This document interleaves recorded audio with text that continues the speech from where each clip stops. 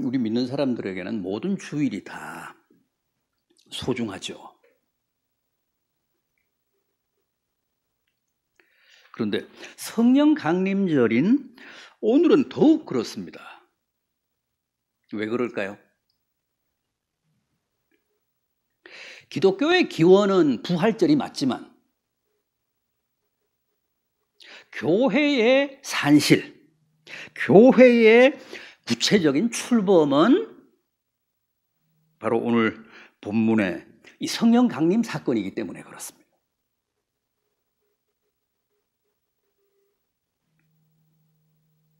십자가에 달려 돌아가신 주님이 사흘 만에 다시 부활하셔서 40일간 이 땅에 더 계시다가 내가 다시 오리라,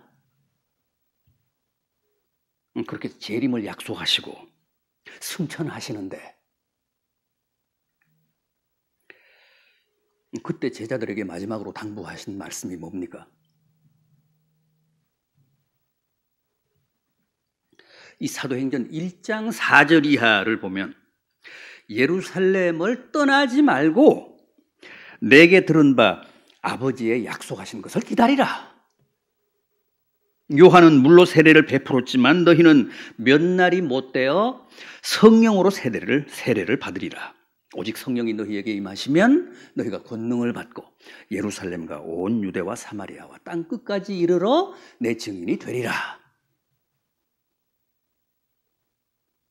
그러시고 그들이 보는 데서 올려져 가시니 구름이 그를 가리어 보이지 않게 하더라 그랬습니다.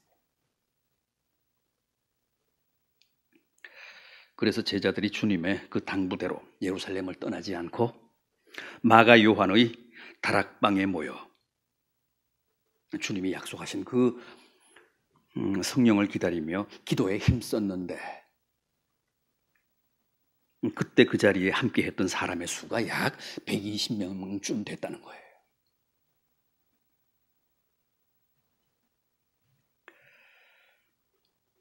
그렇다면 그들이 모여서 기도하며 기다린 성령이 언제 임했습니까?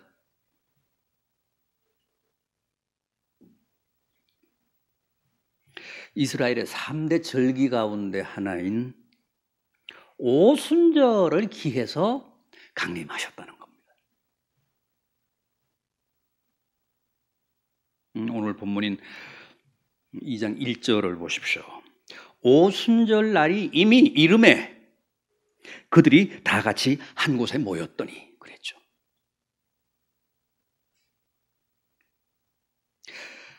또 마지막 4절입니다. 그들이 다 성령의 충만함을 받고 성령이 말하게 하심을 따라 다른 언어들로 말하기를 시작하니라.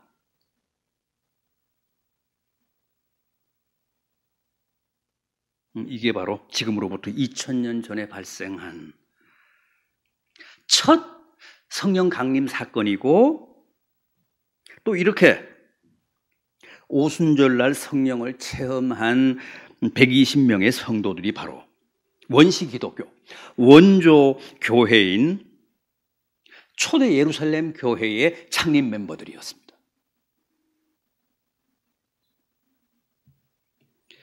이처럼 기독교의 최초 공동체, 첫 교회는 인위적으로 계획적으로 조직하고 무슨 개척교회를 하듯이 창립 예배를 드리고 시작한 게 아니고,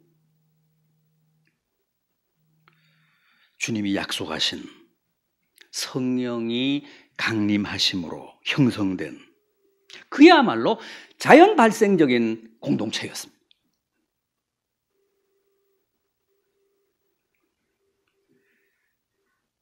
그리고 그 성령 공동체가 바로 2000년 기독교사의 최초의 교회, 원초적 교회였던 초대 예루살렘 교회였습니다.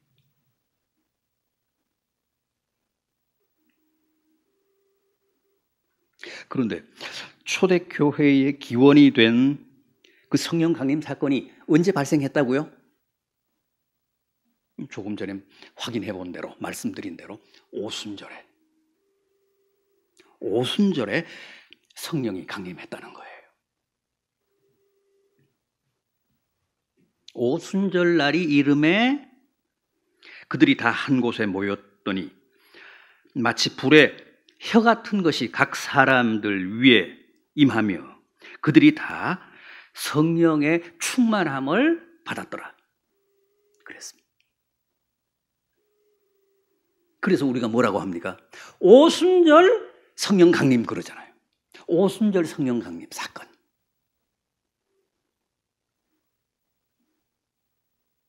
그렇다면 성령 강림 사건이 왜 하필이면 오순절에 발생했을까요?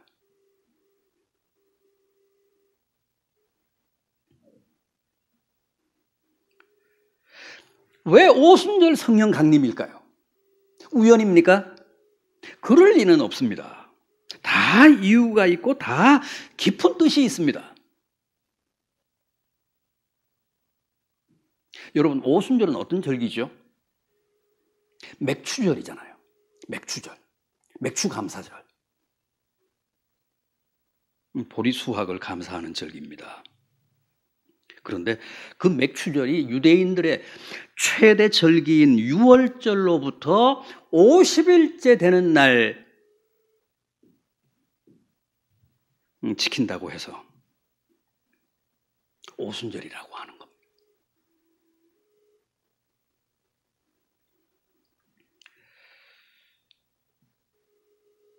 맥추절에는 오순절 말고도 또 다른 이름이 있죠. 뭡니까? 초실절입니다. 왜 맥추절, 오순절이 초실절일까요? 보리가 바로 한 해 농사의 첫 열매이기 때문에 그렇습니다. 그래서 보리 수확을 감사하는 맥추절, 오순절을 초실절이라고도 명명을 합니다. 보통은 봄에 씨앗을 뿌려서 가을에 수확을 하잖아요. 그런데 보리는 가을에 씨를 뿌려서 초여름에 수확을 합니다. 우리나라에서도 밭작물 가운데서 보리를 가장 먼저 수확하잖아요. 그래서 매년 7월 첫 주일이 맥추 감사절이잖아요.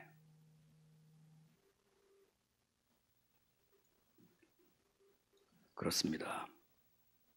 보리가 한 해 농사의 첫 열매듯이 성령 강림도 이제 막 시작된 교회 시대, 구속사의 마지막 시대인 이 종말 시대의 첫 열매이기 때문에 굳이 초실절이었던 오순절에 성령이 강림하신 겁니다. 교회 시대의 첫 열매, 이 말세 시대의 첫 열매, 구속사의 마지막 시대의 첫 열매, 그게 성령 강림 사건이어서 굳이 오순절에, 초실절에 성령이 강림하신 겁니다.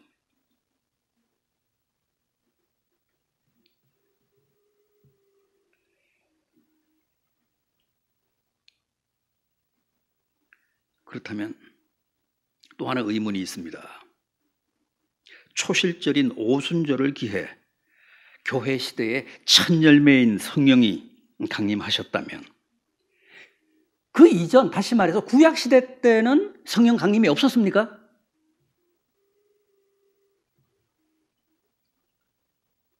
그렇지는 않죠. 있었죠. 사무엘상 16장 13절입니다. 이날 이후로 여호와의 영이 다윗에게 크게 역사하니라. 이어지는 14절입니다. 여호와의 영이 사울에게서 떠나고 악령이 그를 번뇌하게 한지라.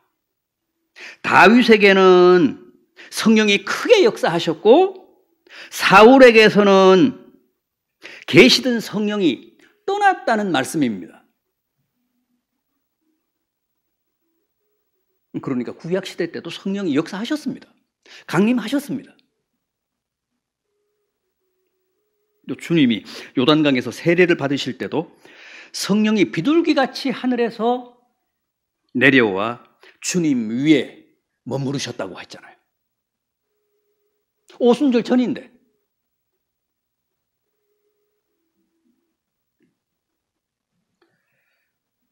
그러니까 오순절 전에도 성령의 역사는 있었습니다. 그러나 아직 본격적인 성령의 시대는 아니었다는 거죠.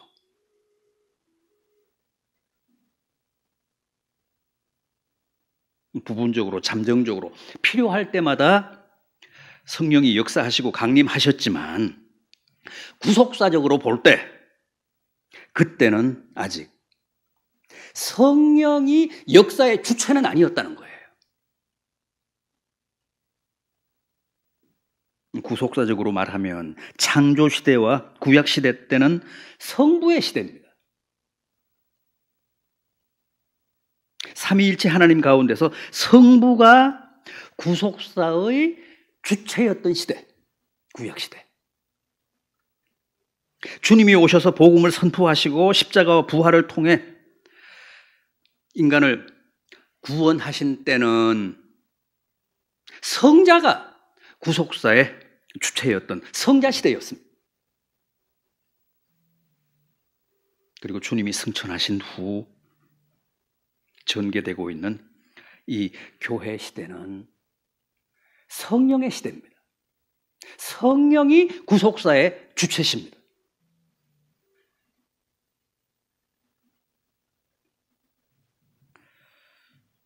구속사적으로 보면 이 마지막 시대, 이 말세 시대의 주인공은 성령이십니다. 그런데 오순절 성령 강림이 바로 이 마지막 성령 시대를 여는 공식적인 사건이었다는 거죠. 본격적인 성령 시대를 알리는 역사적인 사건이었다는 거예요.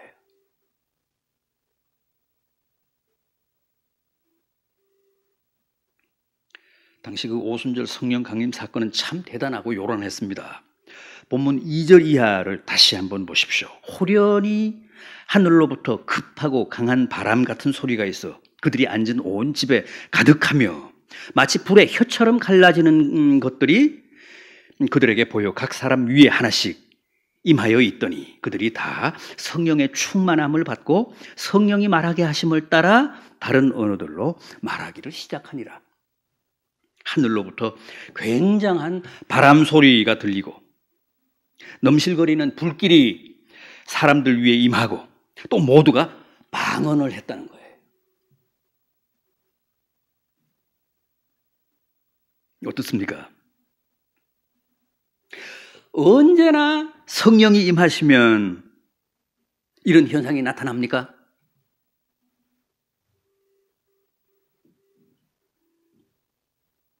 지금도 만약 바람 소리라든가 불 같은 현상이라든가 방언이 안 터지면 그건 성령이 역사하시거나 강림하신 게 아닙니까?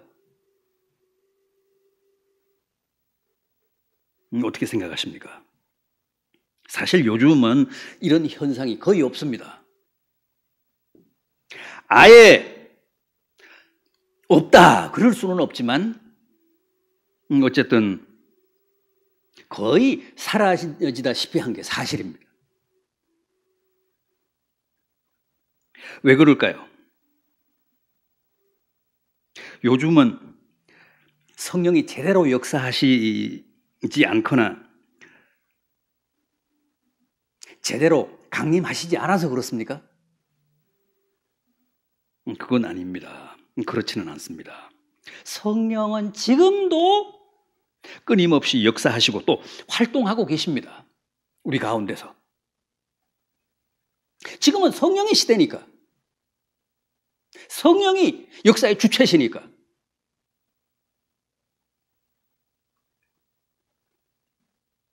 그러나 초대교회 때와는 좀 다르게 역사하십니다.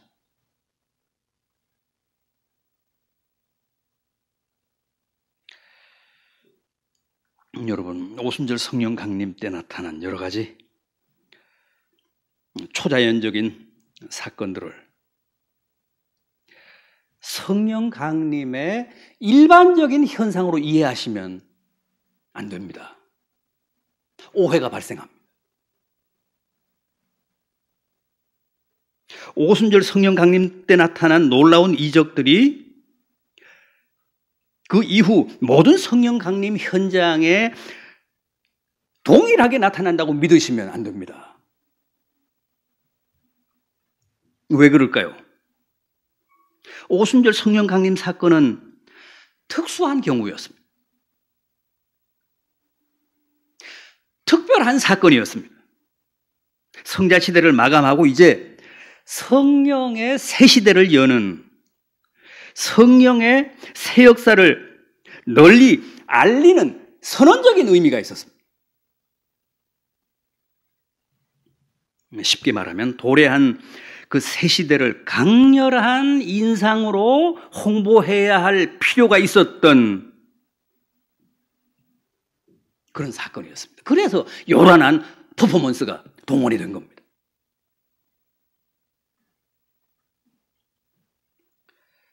따라서 특별했던 그 오순절 성령 강림 현상을 보편화해서 모든 성령 강림은 다 이런 형태여야 한다, 그렇게 주장하거나 그렇게 믿으면 그건 맞지 않습니다.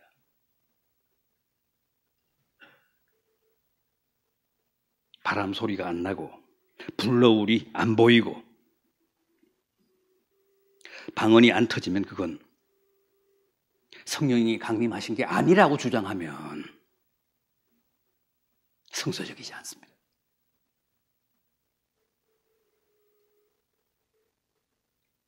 오순절 성령 강림 때는 이제부터는 성령의 새 시대다,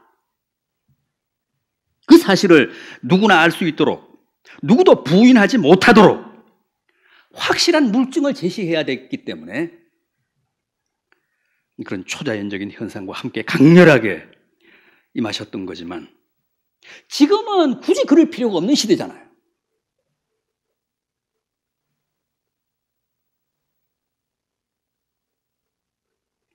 그래서 성령이 임하시고 역사하신다고 해도 거의 그런 신비한 현상을 동반하지 않습니다.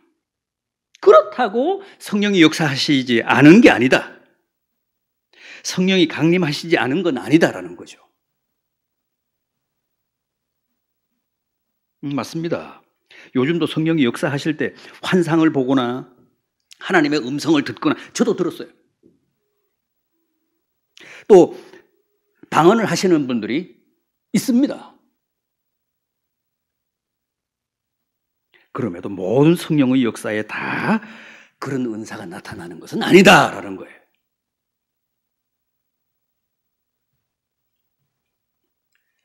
바울은 오히려 그런 것보다는 뭐라고 했죠? 고린도전서 12장 3절을 보면 예수를 주라고 시인하는 게 더 확실한 성령 강림의 산증거라고 했습니다. 왜냐하면 누구도 성령 없이는, 성령의 감동 없이는, 성령의 역사 없이는 예수를 자기의 구주라고 고백할 수 없기 때문에 그렇습니다.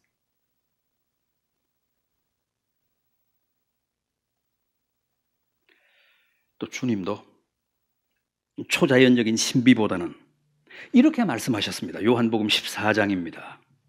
내가 아버지께 구하겠으니 그가 너희를 고아와 같이 버려두지 아니하고 또 다른 보혜사를 보내사 영원토록 너희와 함께 있게 하시리라. 주님이 성령을 또 다른 보혜사라고 하십니다. 보혜사란 곁에서 지키고 보호하며 은혜를 베푸는 사람, 베푸는 자라는 뜻입니다. 원어로는 파라클리토스라고 합니다.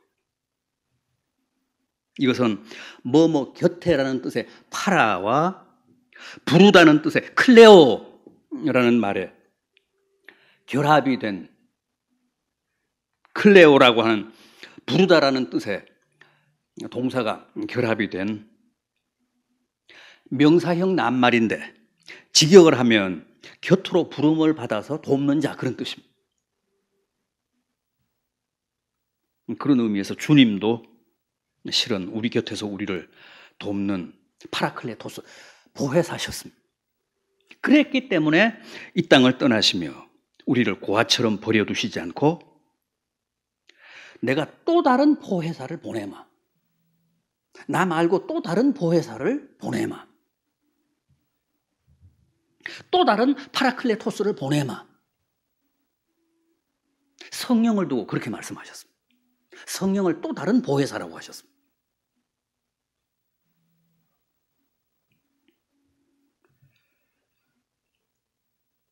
그럼 또 다른 보혜사이신 성령으로 하여금 구체적으로 우리의 뭘 돕게 하겠다고 하신 겁니까? 먼저 우리의 믿음입니다. 요한복음 14장 17절입니다. 그는 진리의 영이라 세상은 능히 그를 받지 못하나니 이는 그를 보지도 못하고 알지도 못함이라. 그러나 너희는 그를 아나니 그는 너희와 함께 거하시며 또 너희 속에 계시겠습니다. 여러분, 성령은 진리의 영이시고 하나님의 영이시기 때문에 세상 사람들은 죽었다 깨도 그 존재를 모릅니다. 성령을 모릅니다. 성령은 오직 믿는 자만이 알고 믿는 자 안에만 거하시고 믿는 자만이 느끼고 또 믿는 자만이 그와 영적으로 교감할 수 있는 분이십니다. 요한복음 14장 26절입니다. 보혜사 곧 아버지께서 내 이름으로 보내실 성령 그가 오시면 너희에게 모든 것을 가르치고 내가 너희에게 말한 모든 것을 생각나게 하리라. 여러분, 절대 목사가 아닙니다. 구역장이 아닙니다. 교회 학교 교사가 아닙니다. 성령이 우리로 하여금 말씀을 깨닫게 하시고 생각나게 하시고 은혜 받게 하시고 아멘하게 하시고 회개하게 하시고 결단하게 하시는 겁니다.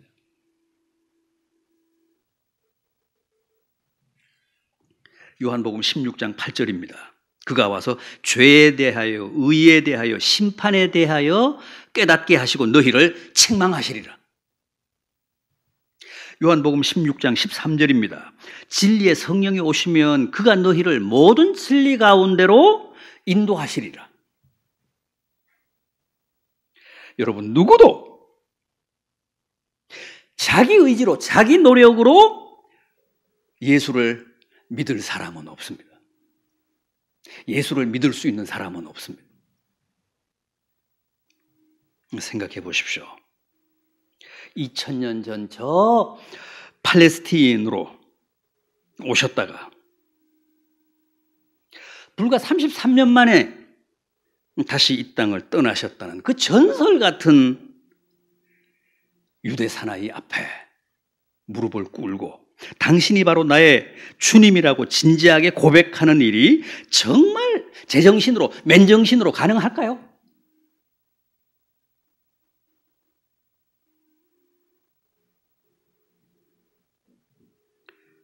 정말 성령에 붙잡히지 않고는, 성령에 쉬이지 않고는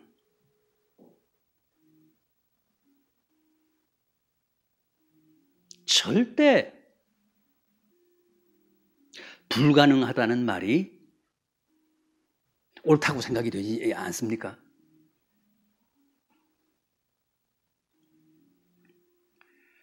사도들도 보십시오. 처음에는 얼마나 갈팡질팡했습니까? 심지어는 부활하신 주님을 몇 번이고 직접 만났는데도 다시 낙향해서 옛 직업으로 돌아가지 않았습니까? 그랬던 사람들이 오순절날 성령 강림을 체험하고 나서는 어떻게 됐습니까? 그야말로 다 붓덩어리가 되어 주님의 부활을 외치고 다니다가 다 순교하지 않았습니까? 기꺼이 죽지 않았습니까?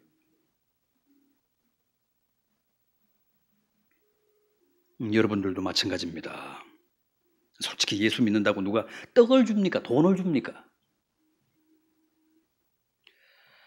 그럼에도 왜 이 구차한 신앙생활을 계속할까요? 오늘만 해도 그렇습니다. 즐거운 마음으로, 감사하는 마음으로 발걸음도 가볍게 교회 나오신 분 계십니까? 제가 알기로는 한 분도 안 계십니다. 적나라하게 얘기하면 오늘도 우리는 다 본의 아니게 성령께 이 자리에 끌려 나온 겁니다.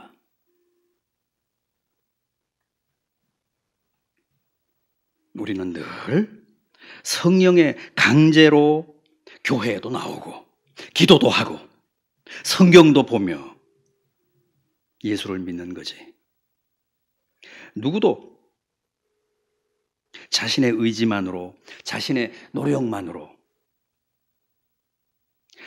자신의 수고로 예수 믿는 사람은 없습니다.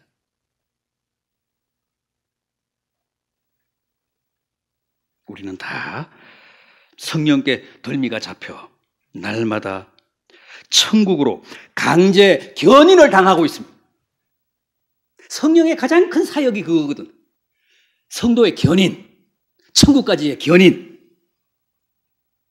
견인차는 움직이지 못하는 차를 강제로 끌고 가잖아요. 우리는 날마다 본의 아니게 성령께 붙잡혀가지고 천국으로 조금씩 끌려가고 있는 겁니다. 견인당하고 있는 사람들입니다. 그게 신자들입니다.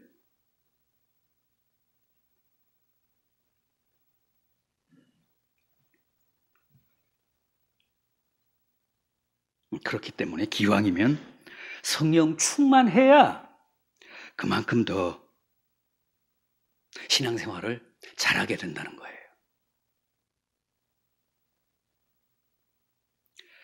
다음 보혜사 성령은 우리의 기도를 돕습니다. 로마서 8장 26절입니다. 이와 같이 성령도 우리의 연약함을 도우시나니 우리가 마땅히 빌바를 알지 못하나 오직 성령이 말할 수 없는 탄식으로 우리를 위하여 친히 간구하시느니라. 이 말씀 어떻게 생각하십니까? 왜 우리가 빌바를 모른다는 겁니까? 다들 기도를 얼마나 잘하는데요. 그런데도 성경은 성령이 탄식할 정도로 우리가 빌바를 알지 못한다고 합니다. 전곡을 찌른 말씀 아닙니까? 세상에서 우리처럼 빌바를 모르는 사람이 또 있을까요?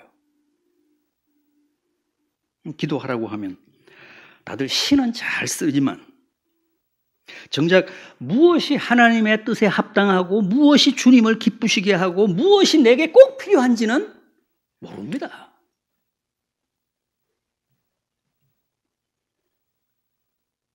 우리가 늘 구하는 기도의 품목들을 한번 확인해 보십시오. 밤낮 썩어질 것, 정욕에 쓸 것, 결국은 나를 해칠 흉기들이잖아요. 그거 달라고 날마다 빌잖아요.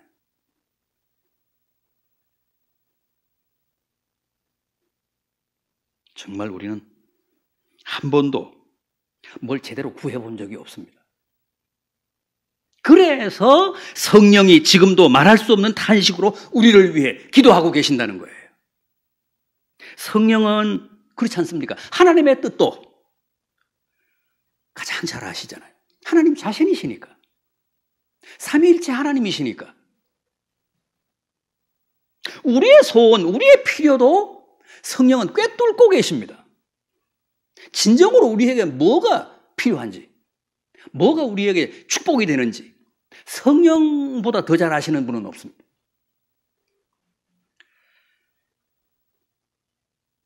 그래서 가장 바른 기도, 가장 기도다운 기도를 드리실 줄 아는 진정한 기도의 영이십니다. 성령이.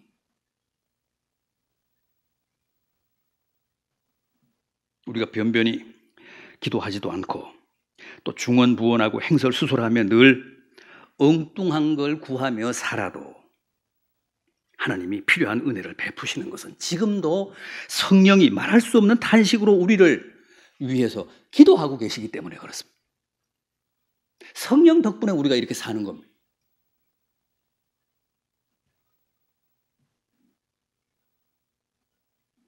그래서 성경은 늘 우리에게 성령 충만하라고 합니다. 에베소서 5장 18절. 술 취하지 말라. 오직 성령의 충만함을 받으라. 데살로니가 전서 5장 19절. 성령을 소멸하지 말라. 마가복음 3장 28절 이하. 성령을 회방하지 말라. 에베소서 4장 30절. 성령을 근심하게 하지 말라. 그렇죠. 우리는 늘 입으로는 성령 충만을 얘기하면서도 실천적으로는 삶으로는 언제나 내 안에 계신 성령을 회방하고 근심시키고 소외시키고 외면하고 묵살하고 학대하고 고문하고 철저하게 성령을 소멸하며 삽니다. 놀라운 얘기 아닙니까? 얼마나 무서운 얘기입니까? 그러나 그게 엄연한 현실이고 사실 아닙니까? 부디 내 곁에서, 아니 내 안에서 지금도 나를 돕고 계시는 보혜사 성령으로 충만하셔서 늘 그 성령의 온전한 지배를 받으며 사시는 이 마지막 시대의 가장 복된 성도들 되시기를 진심으로 기원합니다.